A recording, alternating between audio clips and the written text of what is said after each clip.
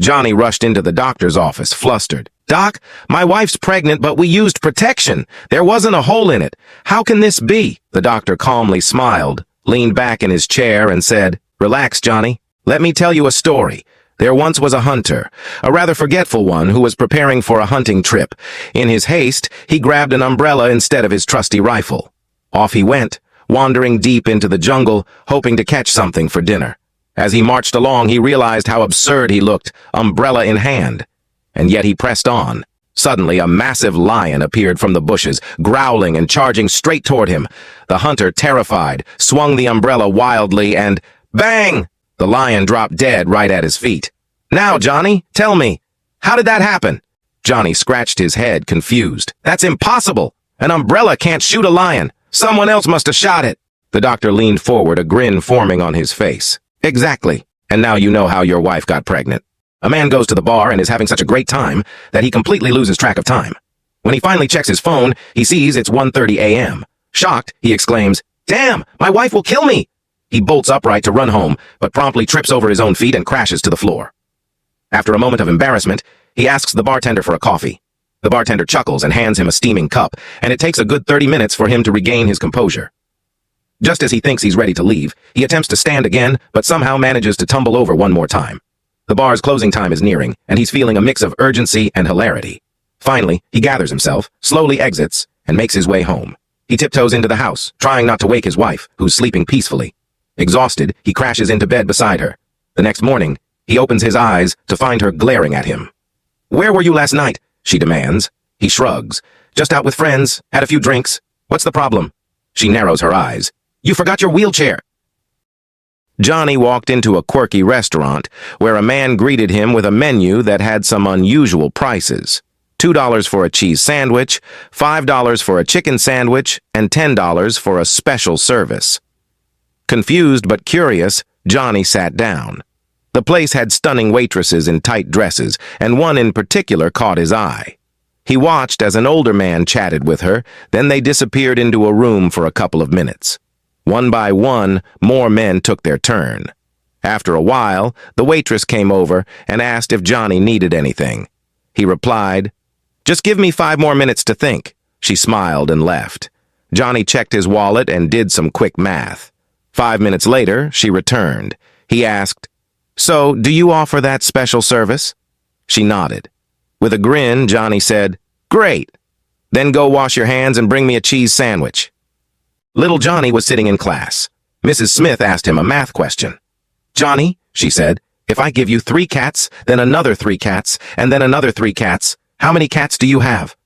Johnny squinted, counting on his fingers like a tiny math wizard. 10 cats, he confidently declared. Mrs. Smith sighed. "Pay attention, Johnny. Let's try again." She repeated the question, emphasizing each word. "If I give you 3 cats, then 3 more, and then 3 more, how many do you have?" Johnny's answer? "Still 10 cats." Mrs. Smith, now in a comedic frenzy, switched tactics. "All right, Johnny. If I give you 3 apples, then another 3, then another 3, how many apples do you have?" With a triumphant grin, Johnny said, 9 apples. "Good," Mrs. Smith cheered. Then she smirked. "So, back to the cats." "How can you have 10 cats when you said 9 apples?" Johnny grinned widely. "Because I already have one." A woman had a bad headache that lasted a long time. She finally told her mother about it, and her mom suggested, "You should see a psychologist." Although unsure, she decided to give it a try. Following the psychologist's advice, she repeated, "I don't have a headache. I don't have a headache." And to her surprise, within 2 days, her headache disappeared. Excited, she rushed home to share the news with her husband. "Guess what? My headache is gone," she exclaimed. He was thrilled and asked, "What did you do?" She smiled and explained her little trick. That night, filled with energy, her husband suggested they have some romantic time together. After they enjoyed a passionate moment, he suddenly dashed to the bathroom. Curious, she listened at the door and heard him muttering, "She is not my wife." "She is not my wife." Little Johnny bounced off the school bus, eager to share the latest playground gossip, but his day took a wild turn when he knocked on his parents' bedroom door. To his surprise, the scene inside was rather steamy. "What's Daddy doing with Mummy?" he asked, curiosity written all over his face. His dad, flustered and red as a tomato, shouted, "Get out this instant!" But Johnny, quick-witted as always, replied, "Can I have my Rolex first?" Without thinking, his dad fumbled and handed it over, still flustered. The next day, Johnny strutted into school, the shiny watch glinting on his wrist. His friend Timmy gasped, "How did you manage that?" Johnny regaled him with the hilarious tale of his unexpected prize. Inspired, Timmy decided to try his luck. He raced home and boldly announced, "Dad, I want a watch." His father quipped, "Sure, but from a distance." A millionaire walks into a New York City bank, asking for a $5,000 loan for 2 weeks. The banker, looking a bit confused but intrigued, tells him that the loan can only be approved if he offers collateral worth at least $5,000. The millionaire, without hesitation, hands over the keys to his Ferrari. The banker's jaw drops. After completing the paperwork and formalities, the millionaire leaves with the cash, and the bank officials drive the Ferrari straight to the bank's garage, as if it were a rare artifact. 2 weeks later, the millionaire returns, as promised, and pays back exactly $5,000 plus $20 in interest. The banker, a bit curious now, can't resist asking, "Why would you take a loan for $5,000 and not even use it?" The millionaire chuckles and says, "Well, where else in New York can you park a Ferrari for just $20? A family decided to spend their vacation at a nudist camp for a unique experience. On the first day, the daughter wandered off and soon came running back to the tent, her face lit up with excitement. "Wow, Mom, you should see some of the girls here. They've got those things so huge." Her mother quickly interrupted. "Well, dear, remember, the larger those are, the dumber the woman. That's just how it works." The daughter looked puzzled, but nodded and went back out to explore. The next day, she came sprinting back again, even more animated. "Mom, you won't believe it. Some of the men out there have, well, those things so huge they could probably use them as fishing rods." Her mother sighed and replied, "Yes, dear. Like I said, the bigger that is, the dumber the man. Now stop gawking and focus on something else." Later, the daughter came rushing back, looking alarmed. "Mom, I think we're in trouble." "What now?" her mother asked, exasperated. The girl pointed outside. "Dad's out there talking to a really stupid girl, and he's getting dumber by the minute." I went to Vegas for the first time and stayed one night. As I checked out, I saw the bill was $250. Shocked, I asked the receptionist, "Why are you charging me $250 for one night?" She replied, "That includes resort fees, room service, food, pool, internet, and more services available during your stay." Annoyed, I said, "I didn't even know about these services, let alone use them."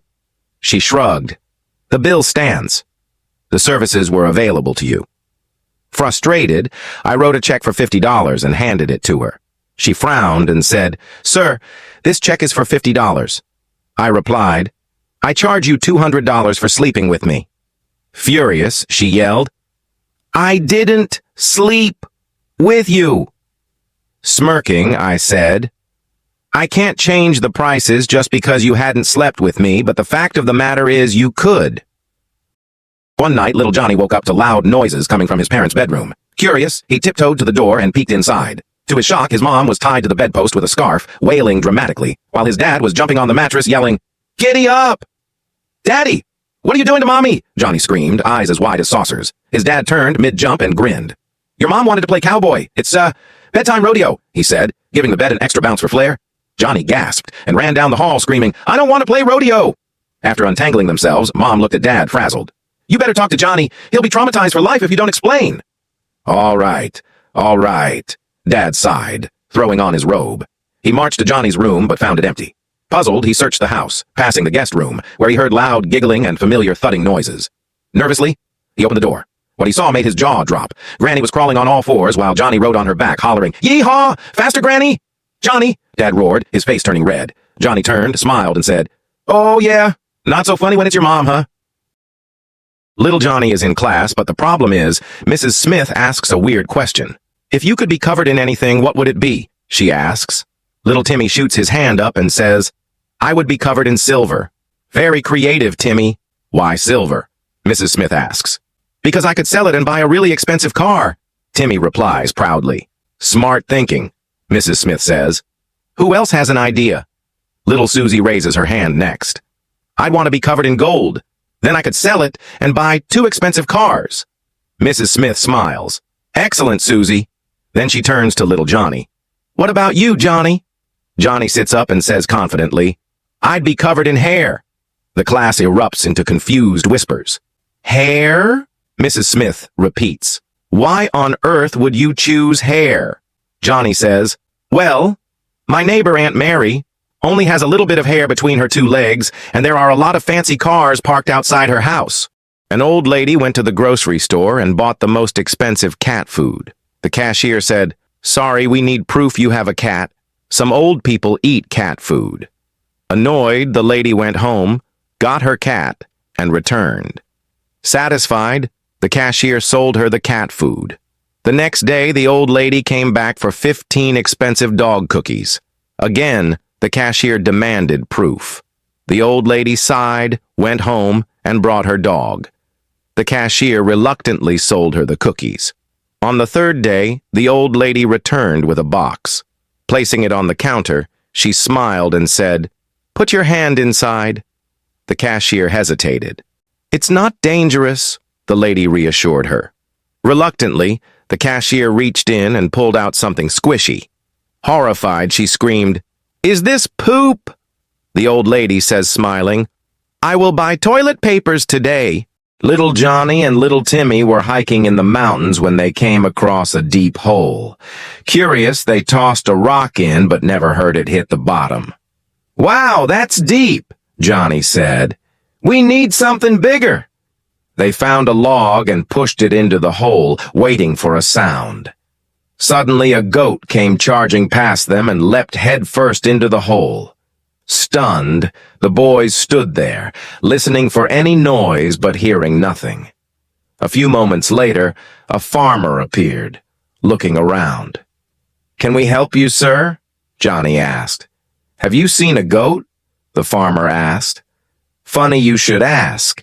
A goat just ran by and jumped into the hole, Johnny said. The farmer, confused, replied, Wait, the goat jumped into the hole? That's impossible. I tied that idiot to a log. A nurse asked a patient to remove his clothing and put on a gown to be examined by the doctor. The patient hesitated and said, In front of you? The nurse smiled reassuringly. Don't worry. I've seen many naked bodies before. The patient grinned. Not one like mine. You'll probably laugh at my body. The nurse, trying to stay professional, said, I promise I won't laugh. I've worked for over 3 years and never laughed at a patient. Okay then, the patient said, and began to change. When he revealed his body, the nurse's eyes widened. He was well built, but his private parts were much smaller than she had expected, looking almost comically out of proportion. Before she could control herself, she burst into a loud laugh. She quickly covered her mouth, mortified by her reaction. Oh my, I'm so sorry, she stammered, trying to regain her composure. I don't know what happened. Please, let's focus on your concerns. The patient, unfazed, said calmly, My dick's swollen. The nurse ran out of the room, putting hands on mouth tightly. Little Johnny had a strange bedtime habit. One night he said, Good night, Mom, good night, Dad, good night, Grandma, and goodbye, Grandpa.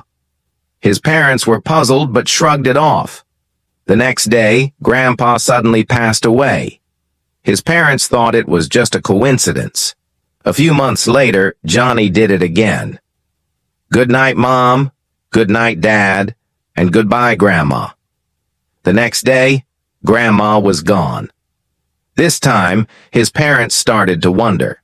A few months later, Johnny said, Good night, Mom, and goodbye, Dad.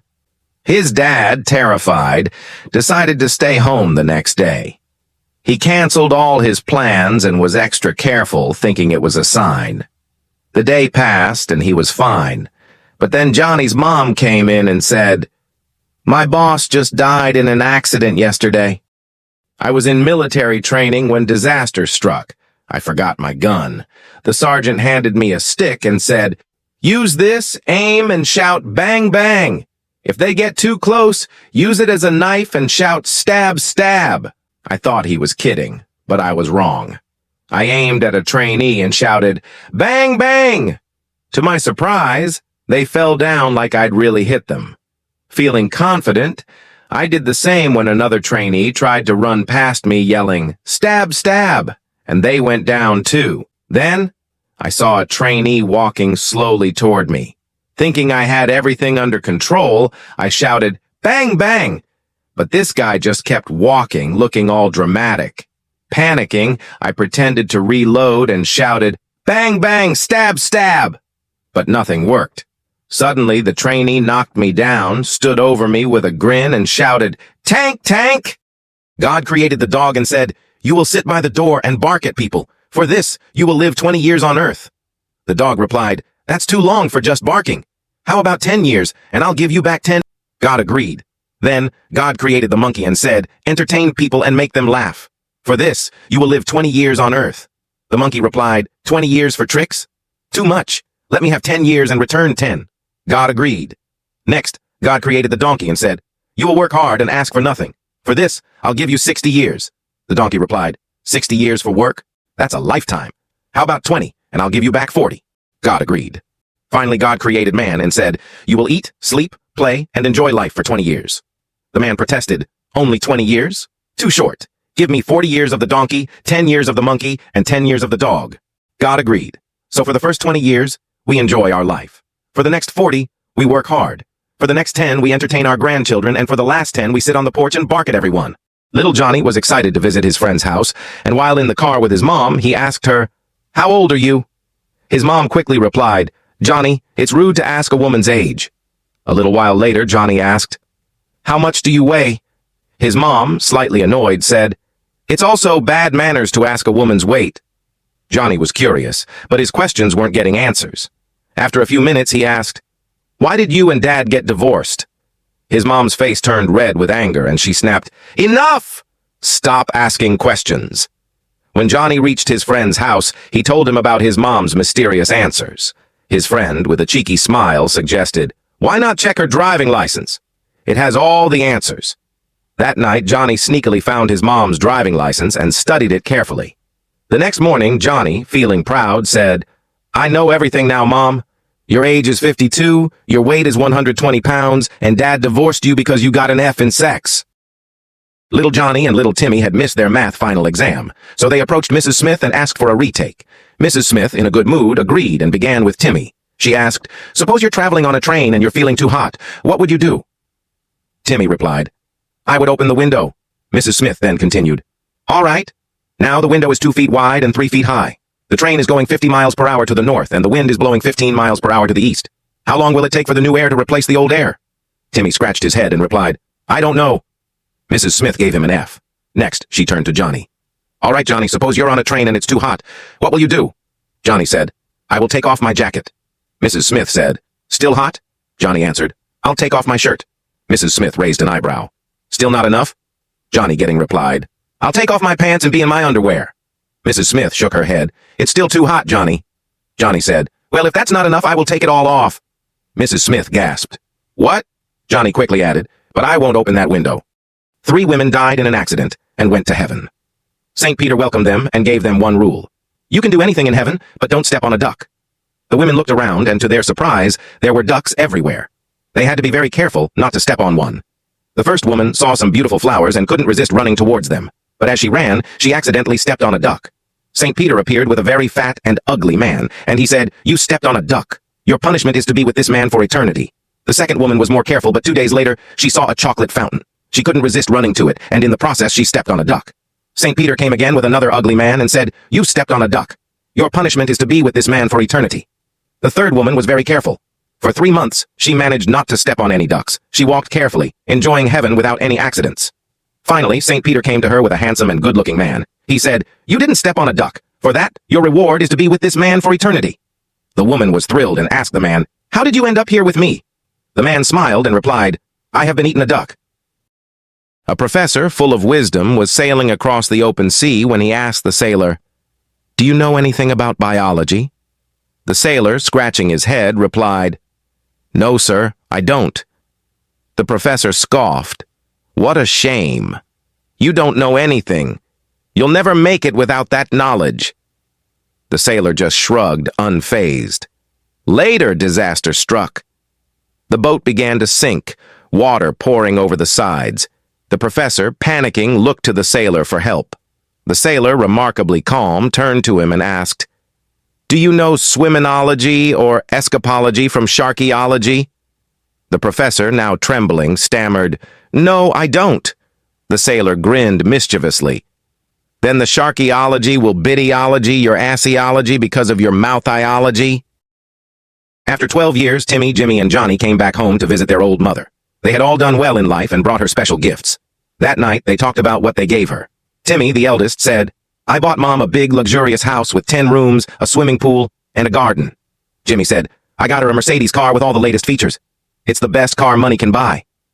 Johnny smiled and said, "I got her something really unique, a parrot that can recite the whole Bible. It took 8 years to teach it, and since Mom loves the Bible, I knew she'd enjoy it." Their mom thanked them for the gifts, and after a few days, the brothers went back to their busy lives. Months later, their mom wrote each of them a letter. To Timmy, she wrote, "Dear Timmy, the house is very big, but I'm old and live in only one room. The rest of the house is empty, and I have to clean it all by myself. Thank you, but it's too much for me." To Jimmy, she wrote, "Dear Jimmy, the car is beautiful, but I can't drive and I rarely go out. It just sits in the driveway. Thank you, but it's not useful for me." And to Johnny, she wrote, "Dear Johnny, thank you so much. The chicken you sent was delicious to eat." In a quiet hospital room, a man lay on his deathbed surrounded by his family, his 2 sons, his daughter, his wife, and a nurse. The man, weak but determined, looked at his elder son, Johnny, and whispered, "I leave the Beverly houses to you." Johnny's face lit up, imagining mansions and luxury. The man then turned to his daughter, Susie, saying, "The apartments in Los Angeles Plaza are yours." Her eyes sparkled as she thought of the high-rise with a view. Next, he gazed at Timmy, his youngest son. "The city center offices," he said with pride. Timmy imagined boardrooms and deals to be made. Finally, the man turned to his wife. "3 residential tower buildings in downtown for you, my love." She smiled, thinking of the fancy high-rises she'd soon call home. The man passed away, and the family was left in stunned silence, wondering how they'd manage their newfound wealth. The nurse, sensing the tension, said, "He was such a nice man, always humble despite being so rich." His wife turned to her with wide eyes and laughed. "Rich? Are you kidding? He was a milkman, and those were his roots." Little Johnny went to Alaska for a hunting trip. He spotted a bear from a distance and took a shot. But when he looked, the bear was gone. As he searched around, he suddenly felt a tap on his shoulder. Johnny turned around to see a giant black bear towering over him. The bear, with a deep voice, said, "You missed. And now you have 2 options. Die, or let me have some fun." Terrified, Johnny chose the second option.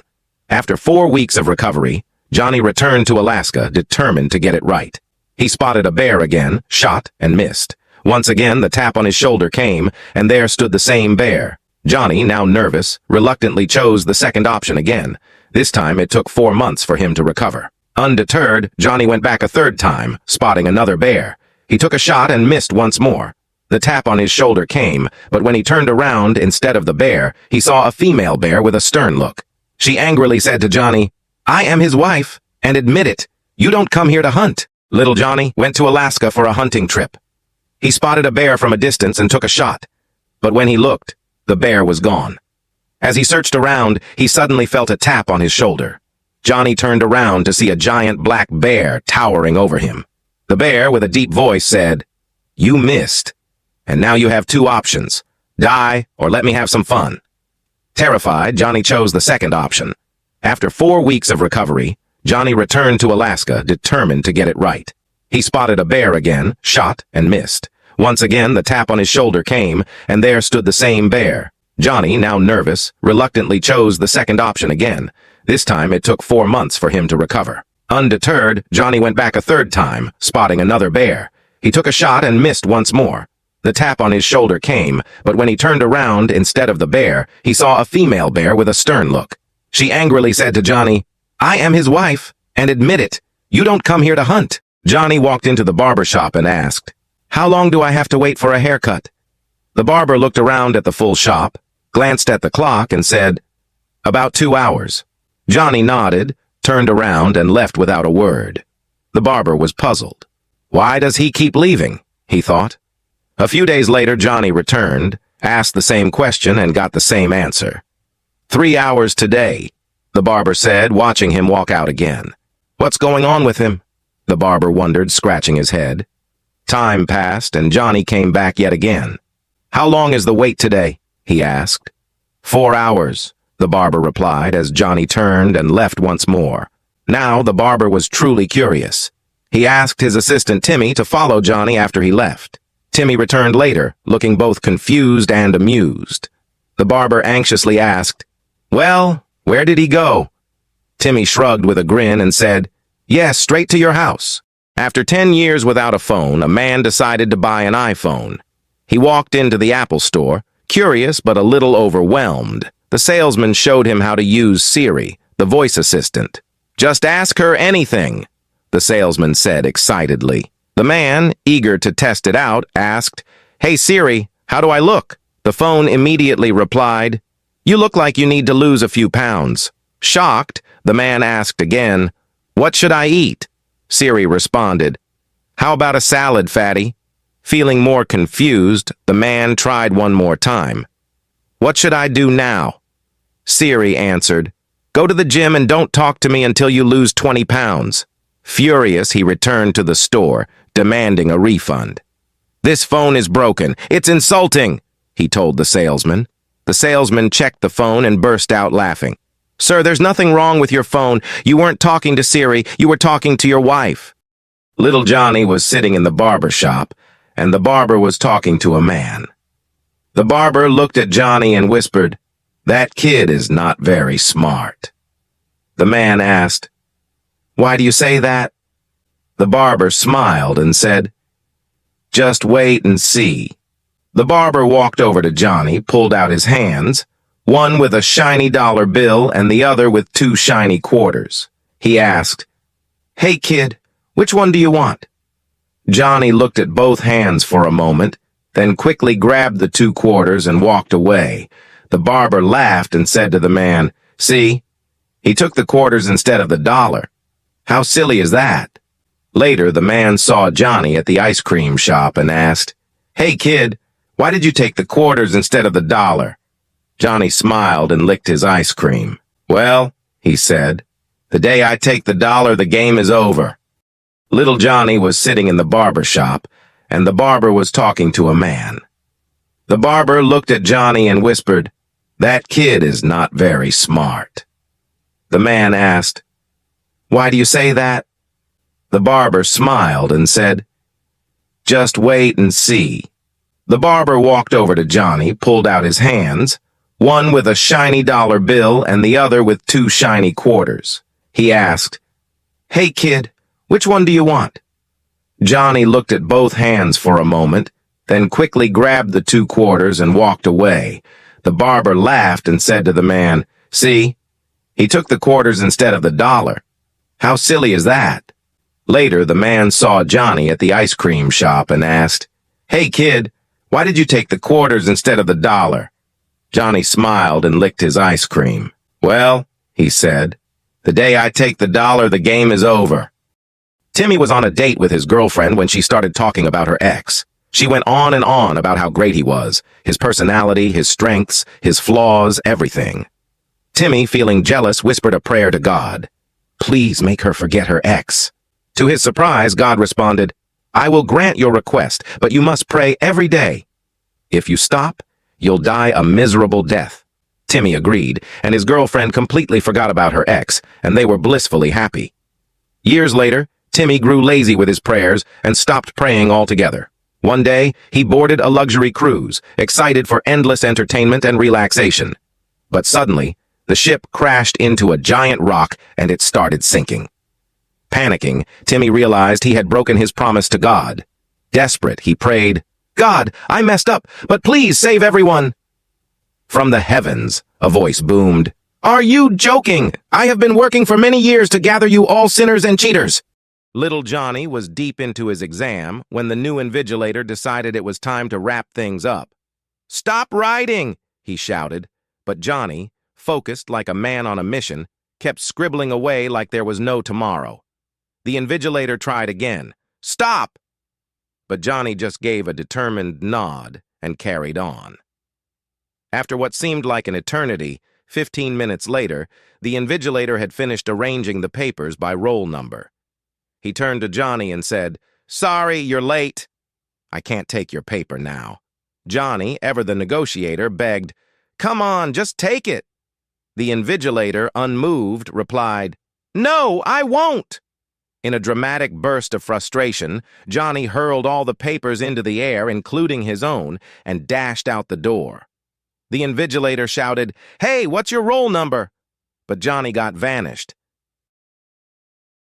Little Johnny was deep into his exam when the new invigilator decided it was time to wrap things up. "Stop writing!" he shouted, but Johnny, focused like a man on a mission, kept scribbling away like there was no tomorrow. The invigilator tried again. "Stop!" But Johnny just gave a determined nod and carried on. After what seemed like an eternity, 15 minutes later, the invigilator had finished arranging the papers by roll number. He turned to Johnny and said, "Sorry, you're late.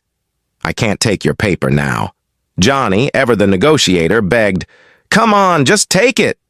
The invigilator, unmoved, replied, "No, I won't."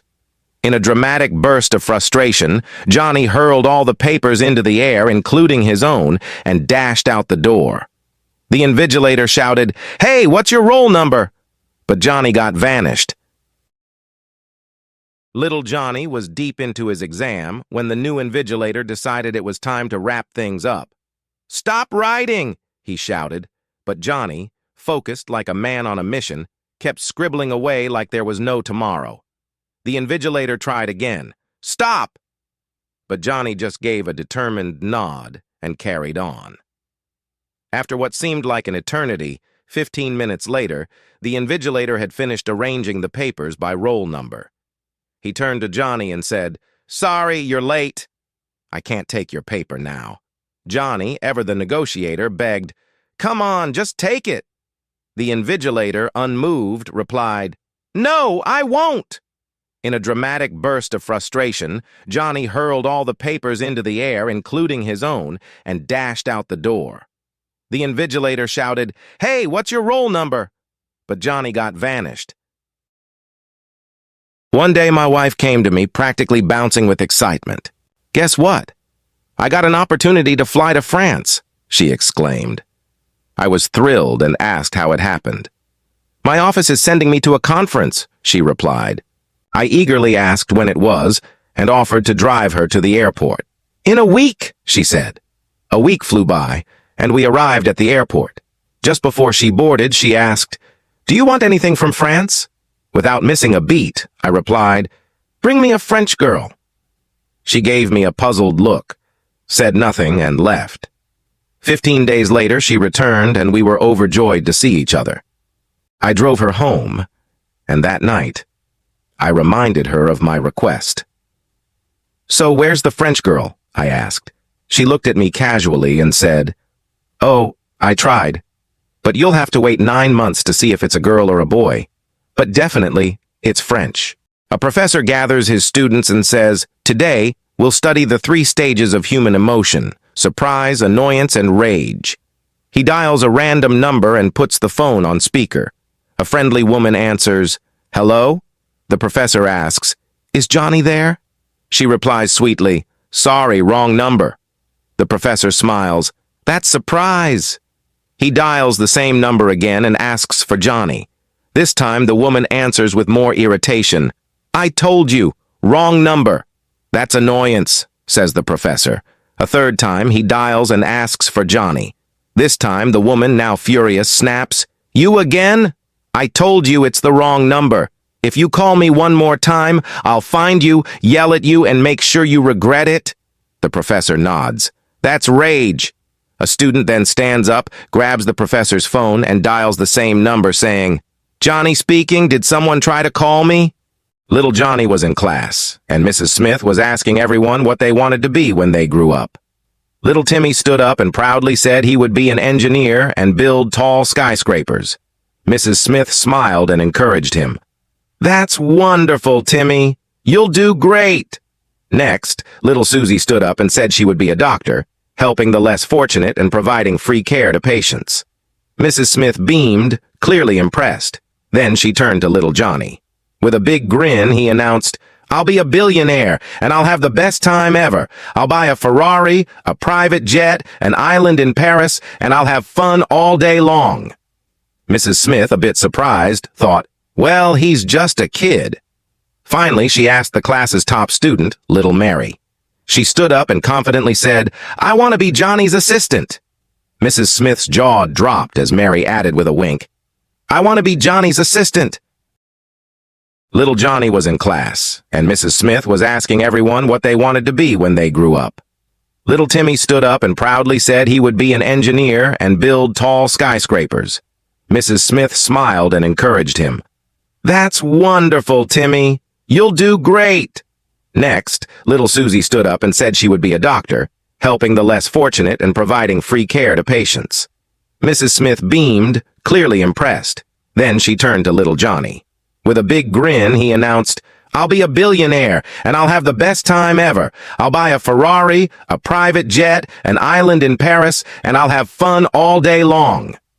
Mrs. Smith, a bit surprised, thought, "Well, he's just a kid." Finally, she asked the class's top student, little Mary. She stood up and confidently said, "I want to be Johnny's assistant."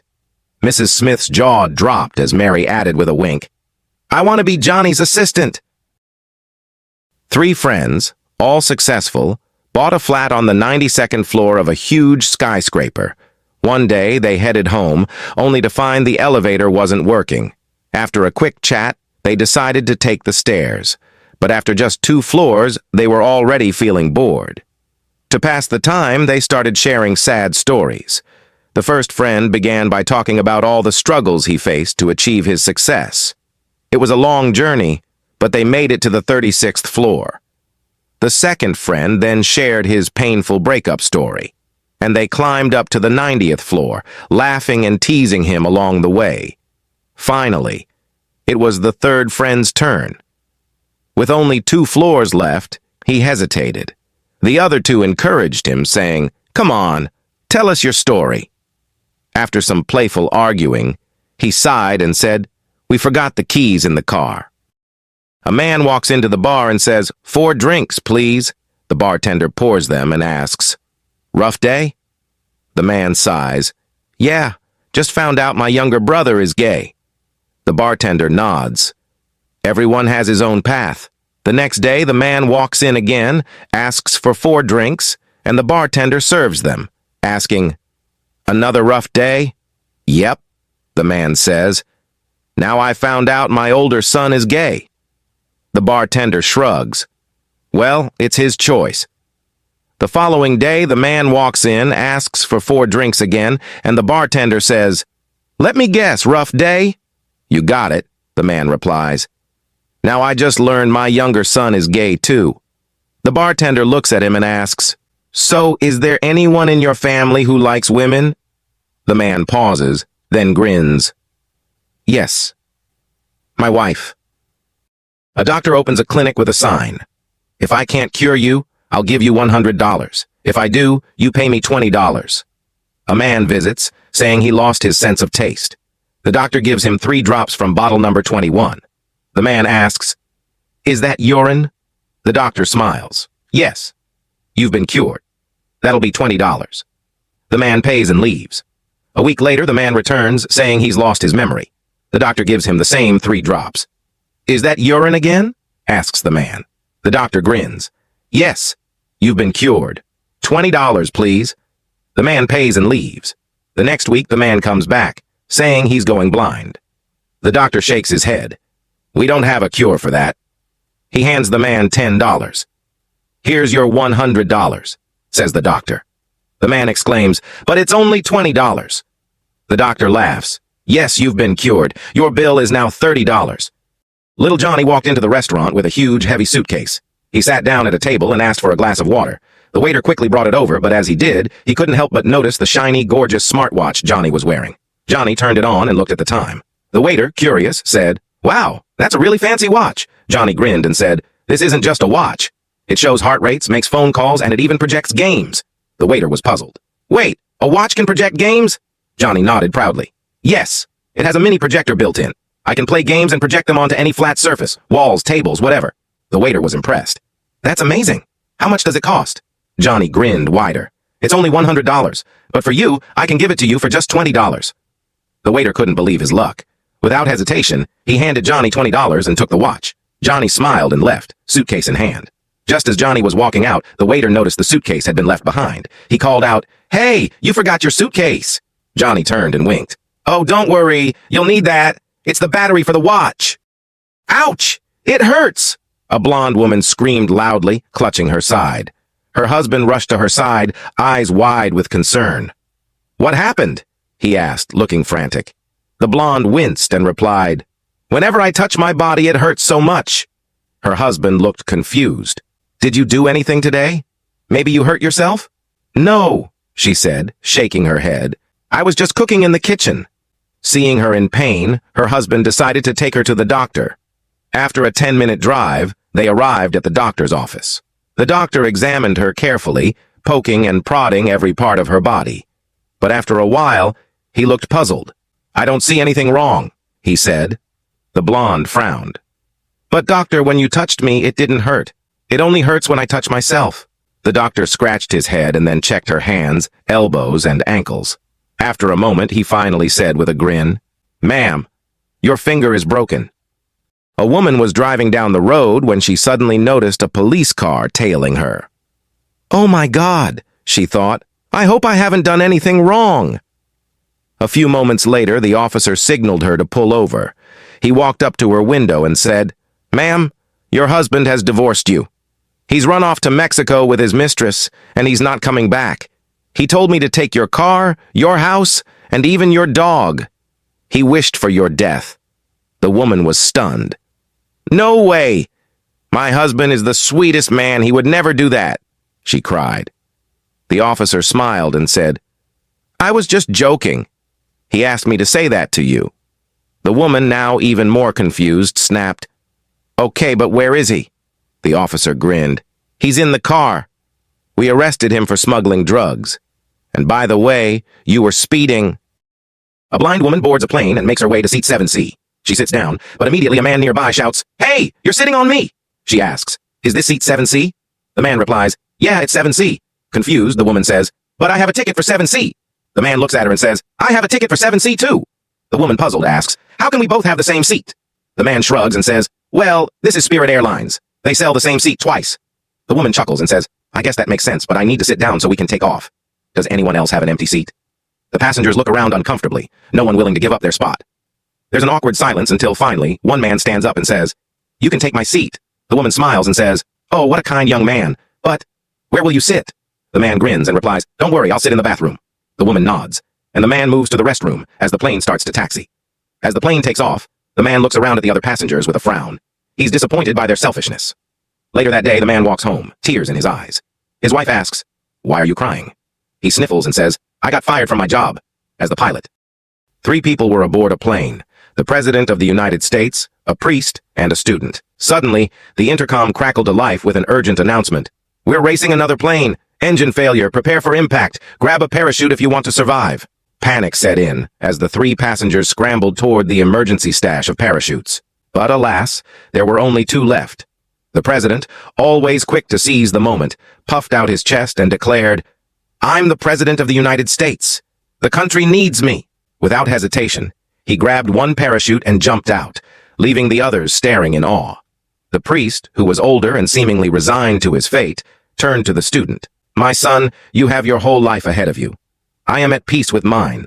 Take the parachute, and I will stay behind." He handed the bag to the student, who looked at him, his face calm but with a hint of amusement. With a gentle smile, the student replied, "No need for that, Father. The president just took my school bag." President Trump visited a school and asked the students, "What's a tragedy?" Little Susie raised her hand. "If my friend gets hit by a car and dies, that's a tragedy," she said. Trump shook his head. "No, Susie, that's an accident." Timmy spoke up next. "What if an earthquake collapses the school and we all die?" he asked. Trump thought for a moment. That's a big loss, but not quite a tragedy. Johnny, sitting in the back with messy hair and a grin, raised his hand. I got it, he said, standing up confidently. If a bullet targets you and it doesn't miss and you die, that's a tragedy. The room fell silent. Trump blinked. Johnny, that's an interesting take. Why? Johnny grinned. Well, Mr. President, it's not an accident, and it's not a great loss either. A bear was chasing a rabbit. The bear was furious because the rabbit had stolen his lunch. Again.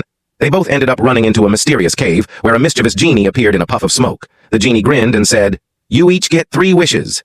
Use them wisely. The bear, with a huge smirk, immediately said, I wish every bear in this jungle turns into a female, except me. The genie snapped his fingers. Done. The rabbit, who was now casually munching on a carrot, shrugged and said, I wish for a scooter. A shiny, zippy scooter appeared next to him, but the bear wasn't satisfied. Wait, I want to make sure this is permanent. I wish every bear in this country turns into a female, except me. The genie sighed, but it was done. The rabbit, unfazed, added, I'll need a tiny helmet for safety. A cute little helmet appeared on his head. The bear grumbled, This still isn't enough. I wish every bear in the world turns into a female, except me. The genie rolled his eyes, but it was done. Finally, the rabbit, now zooming around on his scooter with a tiny helmet, smiled cheekily and said, For my last wish, I wish the bear turns gay. A girl came home from school with a big smile on her face. Mom, you won't believe what happened today. I got $10 from a man on the street. Her mom looked curious. Really? How did you manage that? The girl beamed. He asked me to climb a tree, and he said he'd give me $10. Her mom frowned a bit. Honey, I think that man just wanted to see your underwear. The girl shrugged, not bothered at all. The next day, she came home even happier, this time with $100. Her mom raised an eyebrow. Okay, now I have to ask, how did you get that? The girl explained excitedly. The man came back and offered me $20 to climb the tree again. Her mom sighed, exasperated. Are you mad? Why would you climb that tree again?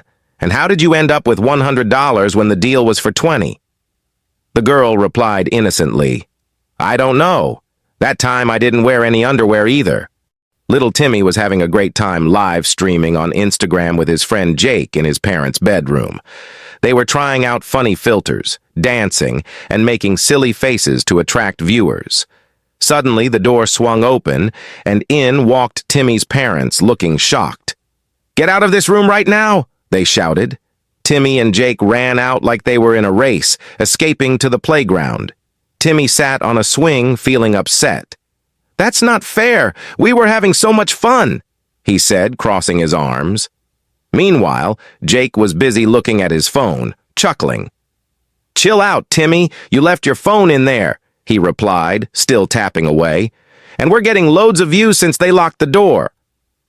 After a long day at the office, I returned home, only to hear strange noises coming from my bedroom. I knocked on the door, but it was locked. My heart raced as I shouted, Honey, is anyone in there? Are you cheating on me? She replied, No, I'm just showing something to my friend Timmy. She then insisted I leave for 30 minutes. Confused but curious, I stepped out. The next day, I called my friend Susie for some gossip, ignoring my wife entirely. When Susie left, my wife asked, Are you cheating on me? I was taken aback and shot back, Are you cheating on me? Neither of us answered, but we decided to have a secret reveal game. Counting down, we both braced ourselves. 3, 2, 1. I was cheating on you with Timmy, my wife blurted out, eyes wide. I'm gay, I responded.